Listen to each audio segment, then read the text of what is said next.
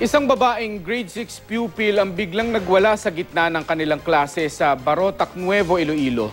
Bukod sa kanya, sumama rin daw ang pakiramdam ng 9 na iba pang estudyante. Makibalita tayo kay Jennifer Munieza ng GMA Iloilo. Sa gitna ng klase sa silid-paaralan na ito sa Barotac Nuevo, Iloilo, biglang nagwala ang grade 6 pupil na si Mimi. Di niya tunay na pangalan. Bukod kay Mimi, may 9 ring mga estudyanteng sumama ang pakiramdam. Kwento ni Mimi, nakapanama ako hindi lang ma-explain kung ano panamahan ko. Yung papungkod ako, nagasinggat ako kanong mabaho, hindi ako kaginawa.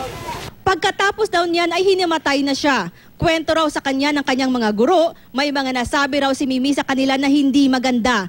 Ilang linggo bago ang pagwawala ni Mimi, naranasan din daw ito ng kaklase ni Mimi na si Katkat. Di niya tunay na pangalan. Kwento ni na Mimi at Katkat, parehas daw silang nakakita ng engkantada. Kung ano nagpakita sa eskulahan kag sa balay.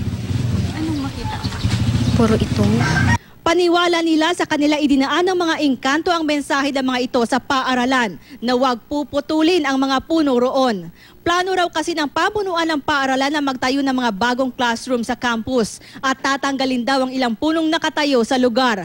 Tumangging magbigay ng pahayag ang prinsipal ng paaralan pero siniguro niya na ipatitingin sa doktor ang mga naapektuhang estudyante.